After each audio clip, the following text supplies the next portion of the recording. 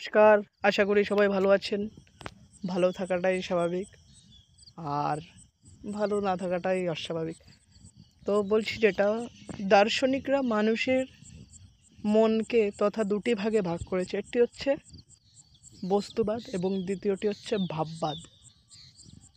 এই বস্তুবাদ বলতে কী বুঝি আর ভাববাদ বলতে কী বুঝি, অবশ্যই তবে তো মনে প্রশ্ন জাগবে। মানুষের চিন্তাভাবনা যেখানটায় মাত্র দুটি ভাগে ভাগ করেছে, আর আমরা তো নানান রকমের মানুষ দেখি।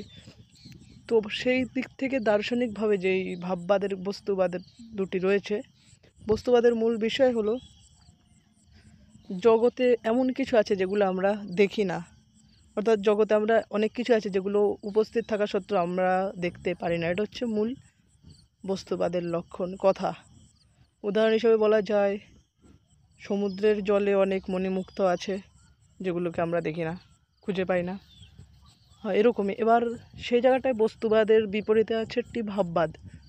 ভাববাদীদের কথা অনুযায়ী রয়েছে, জগতে আমরা যাহা কিছু দেখি তাই হচ্ছে মূল ভাববাদের বিষয়। এর বাইরে কিছু হতে পারে না। তবে সেটা তোমার জানার মধ্যে হতে পারে, তোমার আরও আকর্ষণ, আরও জানার পদ্ধতির উপর নির্ভর করে। তবে তুমি যতটুকুই জানো ততটুকুই রয়েছে, তার বেশি কিছু থাকতে পারে না। এই হলো মূল ভাববাদের লক্ষণ। এরপরে আরও আলোচনার অনেক বিষয় থাকে, তবে এবার একটি যদি ভাববাদের উদাহরণ দেওয়া যেতেই পারে।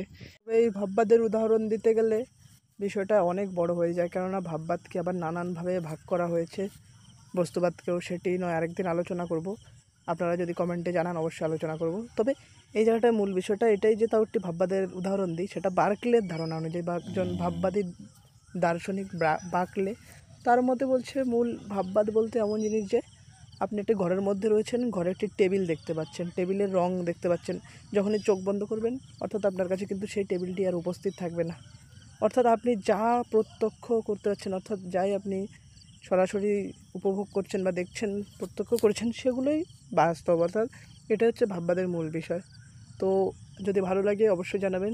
দ্বিতীয় তথ্য কমেন্টে জানাবেন, যেন এই বিষয়টাকে আরও বড়োভাবে তুলে ধরতে পারি।